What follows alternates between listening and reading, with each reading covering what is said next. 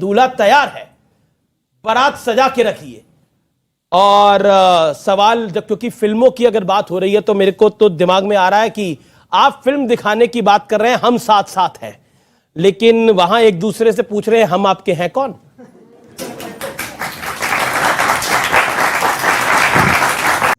Hello दोस्तों, नमस्कार। स्वागत है आप सबका हमारे इस चैनल के एक और धमाकेदार डिबेट वीडियो में। दोस्तों, आज की डिबेट होने वाली है न्यूज 18 इंडिया टीवी नेटवर्क की तरफ से, जिसमें आपको देखने को मिलेंगे अमीश देवगन जो एडिटर इन चीफ हैं, उसके साथ ही अनुमा आचार्य जो कांग्रेस की प्रवक्ता हैं, सुधांशु त्रिवेदी बीजेपी के प्रवक्ता हैं, तथा कुछ अन्य पार्टियों की भी प्रवक्ता इस डिबेट में आपको देखने को मिलेंगे। दरअसल आज की डिबेट का जो विषय था वो था 2024 के लिए जो गठबंधन तैयार हो रहा, जो विपक्षी एकता है उस चीज को लेके, क्योंकि 2024 में 18 से 19 विपक्षी दल ऐसे हैं जिन्होंने गठबंधन कर दिया। उनके दिल मिले चाहे ना मिले, लेकिन हाथ जरूर उन लोगों ने मिला लिया मोदी को हराने के लिए। और इसी विषय में लेके आज की डिबेट है। डिबेट बहुत ही जबरदस्त होने वाली है। आप लोगों से अनुरोध है कि चैनल पर नए आए हो या चैनल पर पहली बार आए हो तो चैनल को सब्सक्राइब जरूर से करें। चलिए देखते हैं मेन वीडियो में क्या है। मंत्री थे उनके बेटे दीपक जोशी, वैसे भी बीजेपी छोड़कर आ गए हैं। बैजनाथ यादव बीजेपी छोड़कर आ गए हैं। ऐसे 5 बड़े नेता हैं मध्य प्रदेश में, क्योंकि मध्य प्रदेश में बीजेपी चुनाव हारेगी। सुनिए ना, अंदर से ही बीजेपी के लोग, क्योंकि अब वो विचारधारा की पार्टी रही नहीं, उसी के अंदर से तोड़ेंगे। आप विपक्ष की चिंता मत करिए, अंदर से ही होगा। आपने 2 मिनट अपनी बात को रखा, और अगर पैमाना लोगों के छोड़ने का है और ज्वाइन करने का है, फिर तो पैमाने में आप बहुत पीछे हो जाते हैं, क्योंकि लिस्ट बहुत लंबी है। हेमंता बिस्वा शर्मा, ज्योतिरादित्य सिंधिया, उसके बाद कई सारे और नाम आ जाते हैं, तो बड़ा भारी पड़ जाएगा। लेकिन सुधांशु त्रिवेदी, सीधा सवाल है, एक अकेला सब पे भारी है। हमने देखा अमेरिका में जो अभूतपूर्व स्वागत हुआ प्रधानमंत्री का, वो देश का सम्मान है, और पटना में विपक्ष जो कर रहा है वो भी लोकतंत्र का सम्मान है। तो क्यों कहना पड़ रहा है कि इनकी एकता नहीं हो पाएगी? देखिए, आपने कहा कि विचारधारा है नहीं, तो फिर उनकी पार्टी कहती है विचारधारा के खिलाफ लड़ाई लड़ रहे हैं। देखिए, एक अंतर है। एक तरफ प्रधानमंत्री जी अमेरिका में नजर आ रहे हैं, जहां पर भारत की डिफेंस को मजबूत करने के लिए अनेक डील हो रही हैं। प्रीडेटर ड्रोन, सेमीकंडक्टर्स और हमारे फाइटर प्लेन्स के इंजन्स यहां बन रहे हैं। एक डिफेंस डील पटना में हो रही है। वो डिफेंस डील क्या है? अपने अपने भ्रष्टाचार, अपने अपने कुनबे, अपने अपने परिवार को बचाने की डिफेंस डील, कि एक दूसरे को बचाएं। 25 जून से कितनी निकटता है, जिस दिन इमरजेंसी लगी थी, और एक लिविंग जनरेशन में कितनी दुनिया बदल जाती है। लालू प्रसाद यादव जी जेल में थे मीसा में, maintenance of internal security act, और कांग्रेस को उखाड़ने का संकल्प लेकर उनकी बेटी जब हुई थी तो नाम उसका मीसा इसीलिए रखा था। अब सुनिए, नीतीश कुमार जी जेपी आंदोलन के समय युवा नेता के रूप में कांग्रेस के खिलाफ संकल्प लेकर खड़े थे, और आज दोनों कांग्रेस के झंडे तले आकर देखिए कैसे मल्लिकार्जुन खड़गे जी और राहुल गांधी जी को रिसीव करने पहुंचे।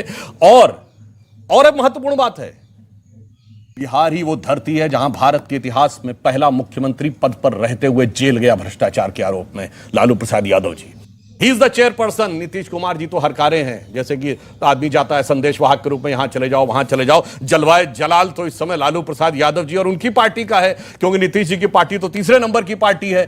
तो आज हकीकत क्या है कि जो दिख रहा है विचित्र दिख रहा है। आज मैं कह सकता हूं बिहार में बहार है, नारा था नीतीश कुमार हैं, आज बिहार में बहार है, भ्रष्टाचारियों की कतार है, मोदी के नफरत से दिल जार जार है, बचाना केवल अपना अपना परिवार है, यूं बिहार में बहार। जी चलिए, मैं आता हूं, लेकिन दूल्हे की बात पे आपने क्लैरिटी नहीं दी, आप आगे दीजिएगा। अच्छा, दूल्हे की बात पे जी, अरे अब एक लाइन देखिए, आपने कहा यहां कोई दूल्हा बनने को तैयार नहीं है।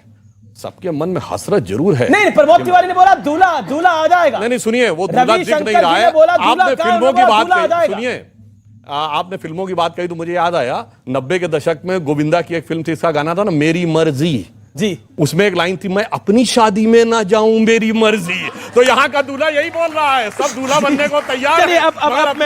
अब मैं रुक करता हूं, और इसी बीच मैं आपको बता देता हूं, इस मीटिंग के अंदर जब अरविंद केजरीवाल ने मुद्दा उठाया अध्यादेश का, तो उमर अब्दुल्ला नाराज हो गए। उन्होंने बोला कि आप कहां थे जब 370 हटाया जा रहा था, तब आप कहां थे?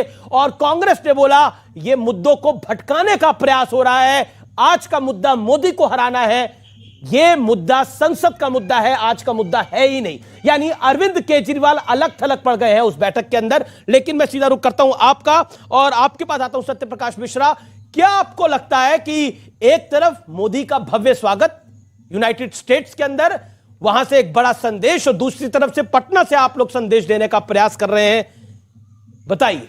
अमीश देवगन जी, दो अलग बातें हैं। भारत के प्रधानमंत्री किसी राष्ट्र में जाते हैं, एक राज्य की अतिथि बनकर उनका कोई सम्मान करे, ठीक है, अच्छी बात है। आप हरे हरे डायमंड वहां दीजिए, कुछ वहां से भी हरे हरे चीज लाइए जिससे देश में बाहर होता, तो चलिए उनके ऊपर ताली बजाते। सुधांशु त्रिवेदी जी ने एक बात बहुत अच्छी कही है कि पटना से डिफेंस का एक बैठक हो रहा है। किस चीज का डिफेंस करेंगे? पहला, लोकतंत्र का। ये जो अकेला भारी, ये जो तानाशाही प्रवृत्ति है, और मुझे शक है कि भारतीय जनता पार्टी को भी वो कह रहे कि तुम लोग भी मेरे साथ नहीं हो, मैं अकेला ही इन पर भारी हूं, तुम लोग भी चले जाओ, सुधांशु जी भी चले जाए, वो अकेला भारी। इस तरह के तानाशाही प्रवृत्ति के व्यक्ति को ये इतिहास बताएगा। इन्होंने एक बात और अच्छी कही कि 25 जून को इमरजेंसी, अघोषित इमरजेंसी पिछले 9 साल से इस देश में है। विपक्ष की तमाम पार्टियों को टारगेट कर करके सताया गया, और उधर से जो लोग भ्रष्टाचारी थे इनके यहां गए, वॉशिंग मशीन में हेमंत विश्व शर्मा धुल गए, नारायण राणे धुल गए, और तमाम धुल धुल करके इनके यहां सब एक बात बता दीजिए, सारे भ्रष्टाचारी सत्य बाबू आज इनके पार्टी में वॉशिंग मशीन से धुल करके आपने फंसा दिया सुधांशु त्रिवेदी को। जोरदार तालियां आज इनके लिए।